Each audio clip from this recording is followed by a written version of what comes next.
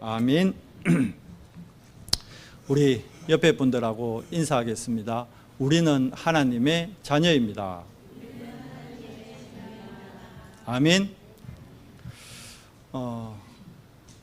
우리가 절대망대 시리즈 말씀을 제가 기억해 보니까 찾아보니까요, 4월부터 우리가 절대망대 말씀을 받았습니다. 4월 첫째 주가 아브라함의 절대망대였습니다. 그래서 아브라함부터 우리 지난주에 드디어 이제 바울의 절대망대까지 말씀을 받았습니다. 성경 속에 하나님 앞에 쓰임 받았던 정인들이 어떤 축복을 누렸냐니까 절대망대 응답들을 누렸더라고요. 그래서 오늘 이제 8월 마지막 주, 그리고 이제 다음 주면 이제 벌써 9월이잖아요. 8월 마지막 주 우리 한 5개월에 거쳐서 이제 망대 시리즈, 오늘이 마지막 망대입니다. 그러니까 지난주에 우리가 바울의 절대망대 말씀 볼 때 바울 사역의 특징을 크게 한 3가지로 지난주에 봤었죠. 바울은 예수님이 직접 꺾은 정말 대단한 인물이죠. 담메색으로 가는 길에 예수님이 직접 바울에게 나타났어요. 그래서 바울을, 핍박자였던 바울을 전도자로 하나님이, 예수님이 거듭나게 하시죠. 그러면서 예수님이 그러죠. 아나니아가 혹시 저 바울이 저게 쇼를 하는 거 아닙니까? 예수 믿는 척 하면 어떡하십니까? 예수 믿는 우리를 잡아 죽이려고 저게 쇼를 하는 거면 어떡합니까? 이렇게 걱정돼서 얘기를 하니까 그때 9장 15절에 뭐라 그럽니까? 아니다. 이는 내가 임금들과 이방들과 유대인들을 위해 택한 나의 그릇이다 얘기하죠. 그러니까 하나님이 처음부터 바울을 택할 때 237을 5총 종족을 놓고 택했다고 예수님이 직접 아나니아에게 얘기를 하십니다. 그래서 바울 사역의 특징은, 바울은 복음 받고 복음 안에서 아라비아로 한 3년 내려가서 현장을 체험하고는요, 그리고는 자기 고향이었던 길리기아 다소로 내려갑니다. 그래서 거기서 10년 동안 뭐였을까요? 편집하는 거예요. 편집. 복음, 바울은 알잖아요. 율법 학자였고 성경 박사였습니다. 성경학자였습니다. 모세오경을 달달달 외우고 모세오경의 내용을 완벽하게 이해한 사람이었어요. 그런데 딱 한 가지로 연결을 못했죠. 뭘로요? 복음으로 연결을 못했던 거예요. 그래서 모든 구약의 성경을 복음으로 완전히 이제 구설을 가지고 꿰는 그 작업을 10년 동안 길리기아 다소에서 합니다. 하나님의 시간표 때 이제 바나바가 바울을 안디옥으로 불러서 인류 최초로 선교팀이 나가는데 거기에 바울과 바나바가 한 팀이 되어서 선교의 축복을 바울이 누리죠. 237을 향한 사역의 시작이었습니다. 그런데 가는 곳곳마다 어떤 현장입니까? 현장을 가보니까 현장이 다 병들어 있고 무속에, 우상에, 점술에, 우상숭배에 다 빠져 있는 거예요. 많은 사람들이 병든 정도가 아니라 육신의 병뿐만이 아니라 영적으로도 완전히 피폐해져 있고 무너져 있는 현장. 그래서 바울 사역의 특징이 뭐였죠? 치유 사역입니다. 그 병든 현장을 사도행전 13장, 16장, 19장 모든 현장이 어떤 현장입니까? 질병으로 가득한 현장. 영적 질병, 육적 질병. 그 현장을 치유하는 치유 사역이 키였습니다. 예수님 사역도 시작이 뭡니까? 마태복음 8장에 보니까 예수님도 사역의 시작이 치유였습니다. 왜? 하나님 떠난 인간은 태어나는 순간 병든 상태에서 태어납니다. 건강한데요? 그래, 육신은 건강할지 몰라도 영적으로 병든 상태에서 태어나는 거예요. 그래서 바울 사역의 특징이 치유 사역이었죠. 자, 치유하고 사람들을 치유하고 난 다음에는 뭐랬죠? 이제 미래를 놓고 사역을 합니다. 바울 사역의 결론이 뭐였느냐? 미래 사역이었어요. 렘넌트 사역이었어요. 그래서 찾아간 곳이 어디입니까? 사도행전 17장에 보니까 데살로니가 회당, 사도행전 18장에 보니까 고린도 회당, 사도행전 19장에 보니까 어디로요? 에베소 회당. 그래서 우리가 하나님 앞에서 지금 하나님의 은혜로 복음을 깨닫게 됐잖아요. 복음 깨닫고, 그렇다면 우리가 복음 가진 우리가 하나님의 자녀로 이 땅에서 한 번뿐인 인생 뭘 하다가 가야 될까? 그렇구나. 복음을 가장 많이 누리고 증거했던 바울 사역의 결론이 렘넌트 사역이었다면 우리도 렘넌트 사역에 응답을 누리다 가야 되지 않겠나. 그래서 절대망대 마지막 시리즈 말씀 제목이 뭐죠? 렘넌트의 절대망대입니다. 8월 첫째 주 말씀 제목하고 똑같아요. 8월 첫째 주는 우리가 렘넌트 대회 때 말씀을 정리하면서 그때 영원한 기업, 영원한 유산, 영원한 작품, 영원한 유산 이 세 강 말씀 가지고 렘넌트의 절대망대 말씀 봤었죠. 근데 결국은 봐요. 바울도 결국은 바울 사역의 결론이 뭐였습니까? 세 가지였잖아요. 로마서 16장 25절에 보니까 바울이 영원한 기업을 세우는 응답을 받습니다. 로마서 16장 26절에 보니까 영원한 작품을 남겨요. 로마서 16장 27절에 보니까 영원한 유산을 응답받습니다. 그게 뭐죠? 그게 바울이 렘넌트 사역을 통해 후대 사역을 통해 받았던 응답입니다. 자, 그렇다면 절대망대 시리즈 오늘 마지막 렘넌트의 절대망대. 그래서 성경 구절은 우리가 사도행전 17장 읽었지만요. 우리가 세 현장 봐야 되죠. 사도행전 17장, 사도행전 18장, 사도행전 19장. 자, 그렇다면 사도행전 17장 오늘 1절에서 요 4절까지의 말씀의 키가 뭡니까? 다른 거 아니란 말이에요. 바울이 회당에 가서 가장 먼저 뭘 했느냐? 오직 복음을 전가합니다. 다른 거 얘기 안 했다니까요. 얘기했죠. 바울은 율법학자였고 바울은 바리새인이었고 바울은 성경 박사였어요. 그런데 성경을 풀어 오늘 본문 말씀 잘 보셔야 됩니다. 3절에 2절 말씀 보세요. 바울이 자기의 뭐대로 관례대로 자기의 규례를 가지고 새 안식일 동안 뭐 합니까? 성경을 가지고 강론합니다. 그러면서 3절에 뭐라 되어 있죠? 뜻을 풀어 성경 구약 성경에 있는 모든 뜻을 풀어서 그리스도가 해를 받고 죽은 자 가운데서 다시 살아나야 할 것을 정언하고 이르되 내가 너에게 전하는 이 예수가 곧 누구라? 그리스도니라. 유대인들이 메시아를 기다렸어요. 아니 표현이 이상하지만 유대인들은 지금도 메시아를 기다리고 있습니다. 그 증거가 여러분 저 예루살렘에 가면요, 그 헤롯 성전이 다 허물어지고 그 동쪽 벽 하나 딱 남아 있습니다. 그 벽을 뭐라 그러냐면 통곡의 벽이라 그래요. 그 벽에 지금도 가면요 유대인들이 랍비들이 유대인들이요 이 동그란 빵 모자 쓰고 여기 이마에 이거 있죠. 이거 그 붙이고 팔목에 딱 성경 쉐마 딱 붙이고요. 차고는요 많은 줄 알아요. 지금도 그 통곡의 벽에서 하나님 앞에 메시아 보내달라고 기도한다니까. 까지까지 유대인들은 메시아가 안 왔다고 착각하는 거예요. 구약의 여러분 7 렘넌트 이들의 특징이 뭡니까? 이들은 오지도 않은 메시아를 미리 보고 응답받은 증인들이었어요. 아브라함이 이삭을 바칠 때 히브리서에 분명히 뭐라 되어 있죠?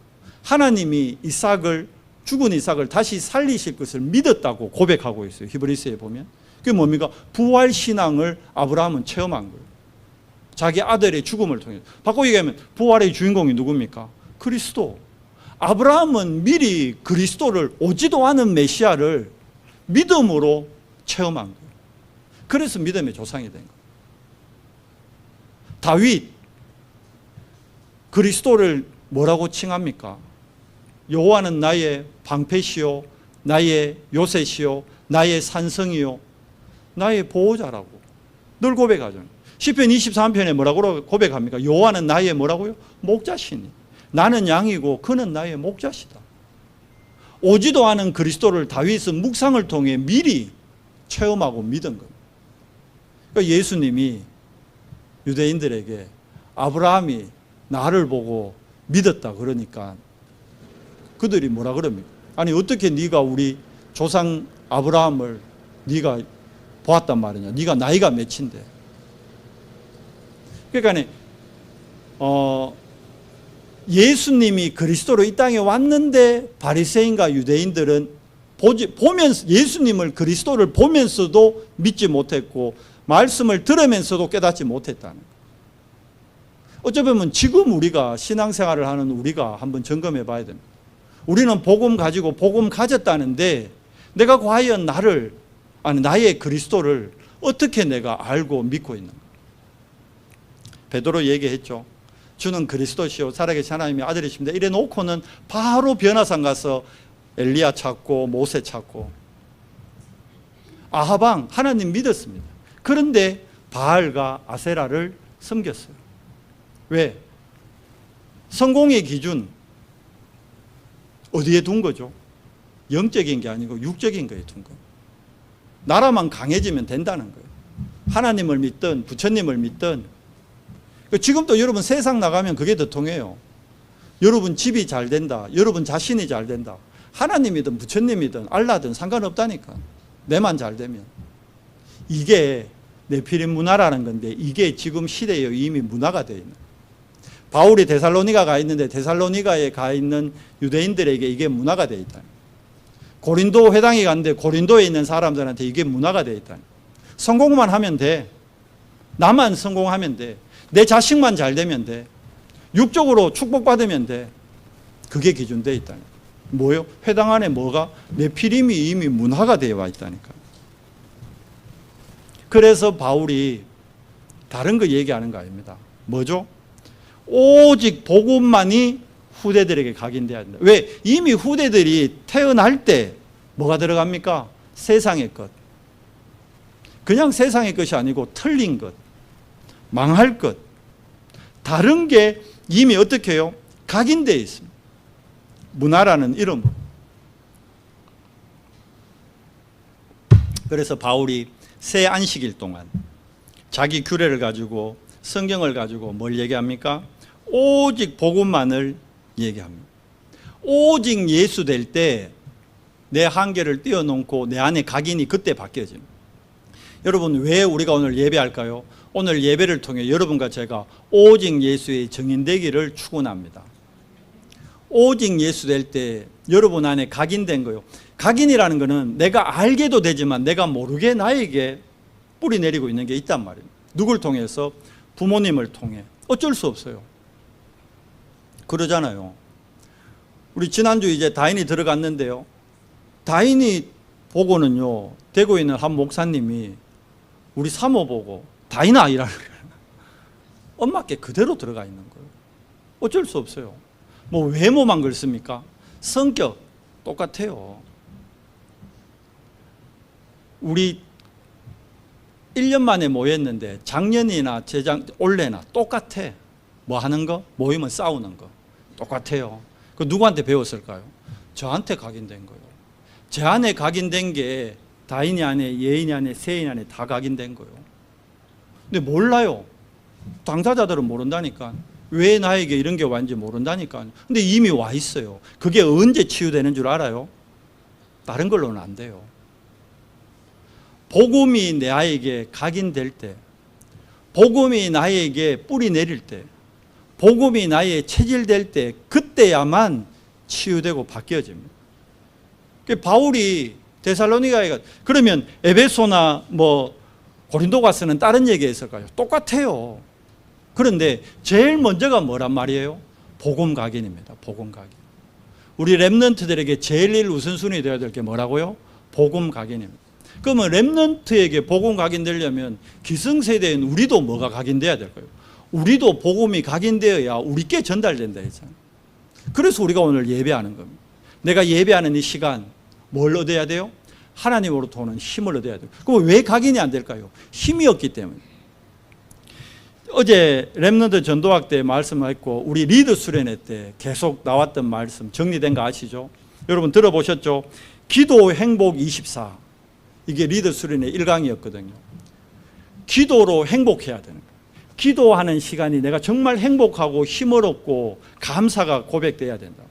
그게 24 될 때 어떤 일이 난다고요? 그때 나를 살리는 힘을 얻게 되는 거예요. 우리 결론에서 다시 보겠지만 이게 3집중이거든요. 아침에 반드시 무슨 시간을 가져라? 나를 살리는 시간을 가져라. 어제 그 얘기 했잖아요.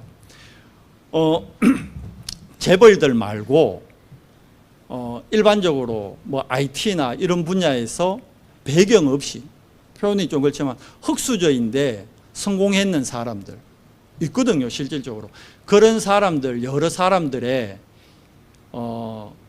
이래 뭐라 그럽니까? 이래 인터뷰를 하면서 공통점이 하나 나왔대요. 세상의 성공자들의 공통점. 그 사람들의 특징이 뭐냐면 아침에 반드시 자기 자신을 위한 시간을 가진다는 거예요. 그 사람들은 복음 없으니까 묵상의 힘을 모르죠. 그러는데도 자기를 위한 시간, 자기 개발 시간을 반드시 갖는 거예요. 제가 전에 한번 했잖아요. 제가 몇 년 전에 TV 봤는데요. 지금은 뭡니까? 대한상공회의소 거기 회장하는 그분이 그때는 제가 TV 볼 때 그때는 두산 회장이더라고요. 두산그룹. 근데 이분이요. 새벽 4시 반이면 일어나는 거예요. 그러고는 재벌 회장님인데 우리는 회장님 보통 뭐 한 9시, 10시 정도 내가 퇴근할 거로 생각하잖아요. 직장인들 보통 출근이 8시, 9시니까 직장인이 다 출근하면 마지막에 이제 회장님 차 쫙 와가 탁 들어갈 걸로 아니에요. 아니에요. 제일 먼저 출근해요, 이분이. 출근해서 업무를 보는 게 아니에요. 자기 개발 시간을 가는 거예요. 반드시 운동을 하더라고요. 그 새벽에 비서들 데리고 함께 웨이트 트레이닝 하고요. 러닝머신 하고요. 운동하는 시간이에요. 그리고 뭐 하느냐, 아침에 모든 신문 있죠. 모든 신문 그거를 자기가 다 보는 거고 아예 비스가 그날에 샀을 중요한 걸 스크립을 그러니까 비스가 있는 거지. 비스가 싹 다 스크립에 들어. 그러면 1시간 동안은 그것만 읽는 거예요. 정세를 보는 거죠. 그 재벌로 큰 그룹의 회장님으로 전체를 움직여야 되니까 시대 흐름을 보는 거예요. 모든 사설, 그 주간에 있는 모든 중심되는 내용, 그거를 비스가 딱 만들어 놓으니까요. 그거를 1시간 동안에 다른 거 안 해. 계속 그것만 읽는 거예요. 그러고는 구내식당 가서 직원들 비스들하고 같이 식사하고 업무 시작하더라고요. 그게 뭐죠? 자기만의 시간을 갖는 거예요. 운동하고 신문 보고 책 읽는 그 시간, 그게 뭐예요? 나를 위한 시간. 불신자들도 여러분 그렇게 하면 성공합니다. 하물며 하나님 자녀인 우리, 성경이 그러잖아요. 불신자들도 악한 자라도 자기 자녀에게 누가 생선을 달라는데 뱀을 주겠냐. 하물며 하나님께서 너희에게 좋은 것을 주지 않겠느냐 그랬는데 하나님 자녀인 여러분과 제가 받는 가장 좋은 게 뭐예요? 그게 성령이란 말이에요. 그게 성령의 충만이란 말이에요. 예수님이 공생애 3년 동안 다른 얘기 안 했습니다. 뭐 했죠? 성령 받아라. 성령 충만 받아라. 부활하신 예수님이 부활하시고 요한복음에 뭐라 그럽니까? 20장에 보니까 부활하시고 바로 숨을 내쉬시며 하신 말씀이 뭐죠? 성령을 받아라. 제자들에게 하신 얘기예요. 여러분과 제가 뭐 받아야 되는 거예요? 왜 성령 받아야 됩니까? 성령 받아야 뭐가 생겨요? 힘이 생기는 거예요. 어떤 힘? 일단 나부터 살려야 돼요. 나를 살리는 힘, 그게 기도 행복 24예요. 그래서 인터뷰를 하면서 기자가 물었다니까. 아니 회장님 그 밤에 늦게까지 주무시고 잠도 12시 넘어 1시대가 거의 자더라고. 그런데 4시 반에 일어나요. 그럼 몇 시간 자는 거예요? 거의 한 3시간 자는 거예요. 아니 이렇게 주무시고 너무 피곤하고 너무 안 힘듭니까? 이 생활 그래 새벽까지 일어나서 운동하고 이 신문 보고 뭐 책 보고 너무 안 힘듭니까? 아까 그 회장이 뭐라 그러죠? 저는 아침에 이 시간이 가장 행복합니다. 이 시간 하루를 살아가는 모든 힘을 얻습니다. 보세요. 복음만 없지 성공자들은 복음적인 삶을 사는 거예요. 안타까운 건데 복음이 없기 때문에 그게 반드시 뭐가 오죠? 후유증이 온다는 거예요. 영적 문제 온다는 거예요. 근데 우리는 하나님께서 후유증 이런 거 없는 완벽한 복음을 주셨는데 이 복음을 내가 누리는 시간을 갖지 못하는 거예요. 기도 행복 24가 아니고 기도 눌림 24가 되죠. 기도하라 그러면 목사님 기도가 제일 힘듭니다. 기도에 대한 오해입니다. 다시 말씀드리지만 고린도 회당에 가서 바울이 얘기한 게 뭔지 알아요? 예배와 기도에 대해서 얘기했어요. 기도는 여러분 눌림이 아니고 기도가 왜 행복이 되냐면 기도는 영적인 호흡입니다. 여러분 지금 숨 쉬고 있어요? 안 쉬고 있어요? 다 숨 쉬고 있어요. 여러분 제가 지금 숨 쉬고 있을까요? 안 쉬고 있을까요? 숨 쉬고 있다니까요. 말하고 있지만 숨을 함께 쉬고 있는 겁니다. 여러분 말 안 하고 있지만 여러분 숨 쉬고 있다니까요. 호흡이 끊어지면 어떻게 돼요? 죽음이요. 바꿔 얘기하면 우리가 영적 존재인데 하나님의 자녀인데 우리가 기도의 비밀, 영적 호흡이 끊어지면 어떻게 돼요? 죽는 거예요. 뭐가 죽는 겁니까? 영이 죽는단 말이에요. 영이. 육이 죽는 게 아니고 육신의 호흡이 끊어지면 육이 죽죠. 그러면 영의 호흡이 끊어지면 뭐가 죽을 거예요? 영이 죽는 거예요. 영이 죽으니까 분별력이 떨어지는 거예요. 판단력이 떨어지는 거예요. 그러니까 결정할 때 엉뚱한 걸 딱 붙잡아 본다는 거예요. 그래서 기도해라는 거예요. 문제 왔습니까? 기도하세요. 갈등 왔습니까? 기도하세요. 위기가 왔습니까? 기도하세요. 호흡하라니까요. 그 호흡이 될 때 어떻게 됩니까? 살아납니다. 여름철에 익사사고 많이 나잖아요. 그 익사 왜 그런 겁니까? 호흡이 끊긴 거예요. 익사자 딱 꺼내면 제일 먼저 뭐부터 합니까? 기도 확보해가지고 호흡부터 넣잖아요. 호흡이 뚫리면 어떻게 되는 거예요? 사는 거예요. 근데 호흡이 안 뚫리면 왜 돼요? 죽는 거예요. 영적으로 마찬가지입니다. 우리가 기도의 끈이 끊어졌다, 기도의 시스템이 없다, 영적으로 죽은 거예요. 그러니까 하나님이 어마어마한 하늘과 땅의 권세를 줬는데 이게 내게 안 되는 거예요. 불신자들이 다 뺏어가고. 불신자가 왜 뺏어갈까요? 불신자 배후에 누가 있죠? 사단이. 바꾸면 사단이 여러분 축복 다 뺏어가쁘는 거예요. 그래서 그거 회복하라고 기도하라는데 왜 기도가 안 될까요? 예배가 우선순위가 안 되니까 기도가 안 되는 거예요. 여러분, 지금 여러분 예배 자리에 있죠. 여러분 이미 성공한 겁니다. 예배는 성도가 할 수 있는 가장 거룩한 행위입니다. 거룩이라니까 또 오해하는데, 거룩은 특별한 게 아니고 구별됐다는 거예요. 다르다는 겁니다. 세상과 다르다는 겁니다. 그리고 여러분 예배 속에서 뭘 찾는 거예요? 답을 찾는 거예요. 답. 그리고 예배가 여러분 인생의 최고 우선순위가 될 때 예배의 축복이 진짜 내게 되는 거예요. 진짜 예배의 축복 누리면요, 드디어 기도할 수 있는 힘이 생기는 거예요. 기도 행복 24가 되면 나를 살릴 뿐만이 아니라 이제 어디로요? 현장 갔을 때 현장 살리는 힘이 생기는 거예요. 그게 기도 능력 25입니다. 하나님의 능력이 25로, 기도의 능력으로 나의 현장에 어디요? 우리 가정에. 내가 성령 충만하면요, 안 싸우게 된다. 내가 성령 충만하면요, 분노하지 않게 된다. 내가 성령 충만하면요, 갈등에 빠지지 않게 된다. 내가 성령 충만하면요, 다른 사람 돕게 되는. 내가 성령 충만하지 못하니까 뭐가 생기죠? 계속 갈등 생기고, 반목이 생기고, 신경질 나고, 짜증 나고, 나중에 싸우고, 바르르 그러고, 싸우고 나서 후회하고. 누가 하는 겁니까? 사단이 하는 거예요. 뭐 못하게 하는 겁니까? 기도 못하게 하는 거예요. 뭘 뺏어가는 겁니까? 예배의 축복 뺏어가는 겁니다. 왜 우리가 예배를 통해 복음을 각인시켜야 돼요? 복음 아니고는 우리는 표현이 이상하지만 희망이 없는 존재예요. 절대 불가능이라니까요. 창세기 3장 문제로 인간은 태어날 때 원죄 아래 태어납니다. 바꿔 얘기하면 희망이 없는 거예요. 뭐 절망이 없다? 왜 절망이 없어요? 그건 가장 낮은 곳까지 안 떨어져 봤어. 그런 거예요. 절망이 있습니다.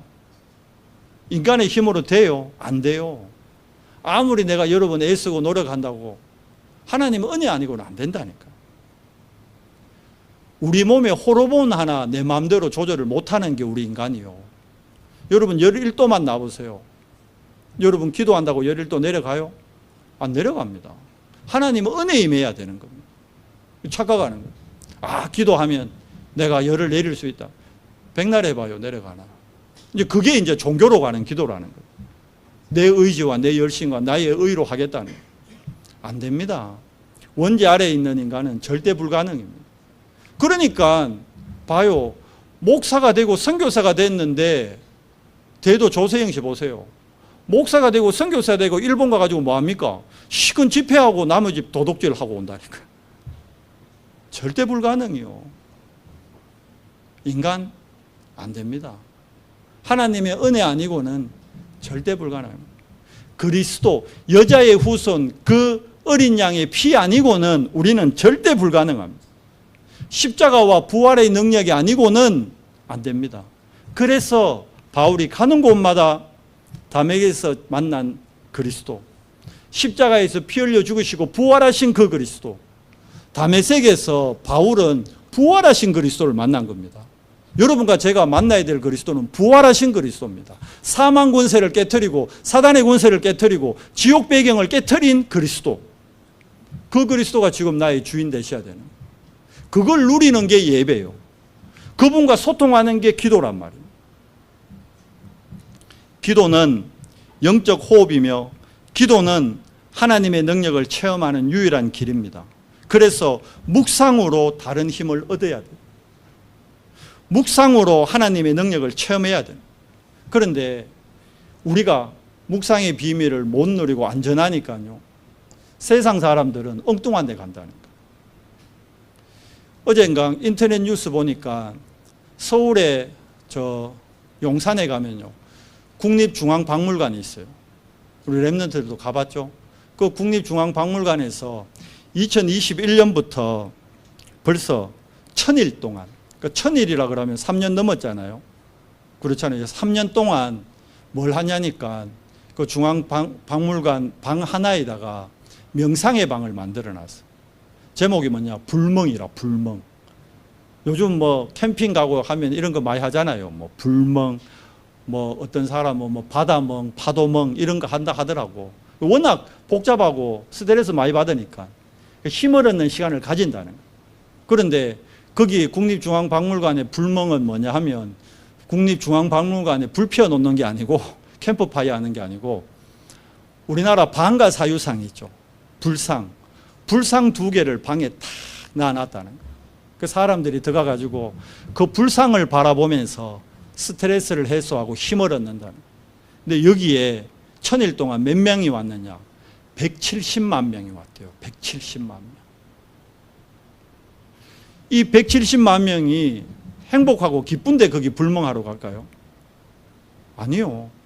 스트레스 때문에 힘드니까 힘 얻으려고 가는 거예요. 그러면 우리 주변에 봐요. 이렇게 힘들고 어려운 가운데 있는 많은 사람들이 있다는 거예요. 이들에게 우리가 묵상의 비밀을 안전하니까 우리가 묵상의 비밀을 못 누리니까 명상하는 단체들이 미국은 3단체가 명상단체가 정치, 경제, 문화 싹 다 장악해 버려요. 합법적으로 아예. 우리가 회복해야 될 게 뭡니까? 사도행전 19장에서 분명히 얘기합니다. 에베소 지역이 어떤 현장입니까? 우상과 흑암이 완전히 가득한 현장. 여러분, 우리 후대들의 현장이 어떻게 되어 있습니까? 누가 뭐라 해도 학업에 다 스트레스 받는다니까. 우리 다인이 예인이 때도 보니까 학업에 스트레스 엄청 받았거든. 우리 세인이도 보니까 그래요. 우리 하엘이나 규진이나 온유나 말은 엄마한테 말은 안 해도 제일 스트레스 받는 게 아이들은 학업입니다. 어쩔 수 없어요. 학생이니까. 신분 자체가 학생이니까.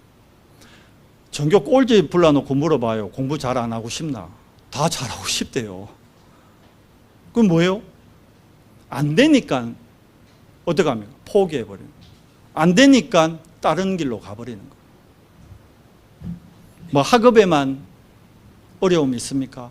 가정에 가고 학교 가고 집에 오면 부모와 갈등, 학교에 가면 불신 현장에서 선생님과 갈등, 친구들과 갈등, 선배와 후배와 갈등.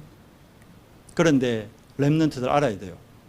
내 안에 생명이 있다 그러면, 내가 예수를 그리스도로 영접한 하나님 자녀가 맞다면 나에게 이 모든 문제는 응답이며 길이 되는 겁니다. 에베소 현장에 바울이 그래서 석 달 동안 뭘 합니까? 담대히 하나님의 나라를 강론하고 권면했다 되어 있어요. 하나님의 나라를 선포하는 겁니다. 왜? 흑암의 권세는 예수 그리스도 복음의 능력 외에는 절대 무너지지 않기 때문에. 사단의 권세는 예수 그리스도 이름으로만 결박되고 무너집니다. 영적으로는 두 지대밖에 없습니다. 하나님의 자녀, 마귀 자녀. 하나님의 자녀, 비스무리한 마귀 자녀 이런 게 없다니까. 마귀 자녀, 비스무리한 하나님 자녀 이런 게 없다니까요. 그냥 하나요. 하나님의 자녀 아니면 마귀 자녀예요. 영적 중립지대 없습니다. 잘 알아야 됩니다. 뭐 세상에는 나라들도 뭐 중립국가 있다는데 아니에요. 영적으로는 없어요. 분명히 알아야 됩니다. 여러분이 하나님의 자녀면 여러분은 영원한 하나님의 자녀예요. 근데 그 하나님의 자녀가 어떻게 되는 거예요? 예수가 그리스도임을 내가 실질적으로 믿고 믿음으로 고백할 때 되어지는 겁니다. 정확한 복음을 우리가 알고 있다는 게 보통 축복이 아닙니다. 이번 주도 저에게 편지가 한 3통 왔어요. 어떤 목사님들 단체에서 코로나 이후로 한국 교회가 어렵다면서 목사님들이 많이 낙심되어 있다면서 목회자 성장 세미나를 한대. 그래서 거기 오라고 나한테 편지가 왔어요. 또 말씀드렸죠. 포항에 있는 저 신천지 다디오 지파에서 또 편지가 왔어. 한 성도가 나에게 목사님, 은성교회 목사님 하면서, 자기는 모르죠. 나도 모르고, 우리가 한 하나님을 믿는데 우리가 하나 되어야 되지 않을까요? 이러면서 편지가 왔어. 또 한 분은, 난 처음에 교도소에서 온 편지인 줄 알았는데 그게 아니에요. 서울에 있는 어느 한 권사님이 내게 편지를 보냈어요. 나도 모르는 분이에요. 근데 어떻게 우리 교회 주소를 보고 편지를 보냈어요. 뭘 적었냐니까, 자기가 60대 권사인데 자기가 중학교 2학년 때 자기가 교회에 가서 성령 체험을 했대. 그러다가 자기가 이제 예수님을 영접하고 하나님을 알게 됐는데, 많은 사람들이 하나님 만나지 못해 너무 어려운 가운데 있는 것 같다면서, 그러면서 자기가 하나님 만났지만 성령 체험 못하다가 자기 올케를 통해서 하나님께 계속 성령 체험을 구하다가 자기 성령 체험하고 너무 좋다면서 나보고도 목사님 성령 체험하세요, 성령 충만 받으면서 자기 간증을 나에게 편지로 보내왔더라고. 얼마나 자기가 만난 그리스도가 좋았으면 생판 모르는 서울에 있는 권사님이 지방에 있는 목사님에게 그래 편지를 쓸까요? 여러분은 그래 본 적 있어요? 제가 그 권사님이 편집하고 여러 생각이 들더라니까. 우리 교회 성도님들은 어떨까? 우리 교회 권사님들은 어떨까? 여러분이 만난 예수님이 너무 좋고 여러분이 체험한 복음이 너무 좋아서 누군가에게 한 편지 해본 적 있습니까? 제가 보기에 그 권사님이 정확한 복음을 알고 있는지는 모르겠어요. 만나보지 않았으니까. 편지의 내용만으로는 내가 뭐라 할 수 없으니까. 그런데 그 편지 받고 여러 생각이 들더라니까. 우리 교회 장로님들, 권사님들, 안수집사님들 생각이 나더라니까. 어느 교회라고도 안 밝혀요. 그냥 60대 권사라면서 자기 주소하고 이름은 적혀 있더라고요. 편지 봉투에. 난 처음에 사삼인 줄 알고 교도소에서 온 줄 알았는데 아니더라고. 여러분, 우리가 우리 후대들에게 뭘 전달해야 돼요? 하나님의 나라와 보좌의 축복입니다. 사도 바울의 결론이 후대 사역에 있잖아요. 그 후대들에게 마지막 전달했는 비밀이 뭡니까? 하나님 나라입니다. 그리고 보좌입니다. 우리가 하나님의 나라와 보호자의 축복을 실제로 믿고 응답받으면요, 가는 곳마다 하나님의 나라 임합니다. 바꿔 얘기하면 미리 주의 사자를 보내서 도우시고 응답의 문을 여신다는 거예요. 그래서 말씀을 결론 맺겠습니다. 렘넌트가 영적 시스템을 준비해야 됩니다.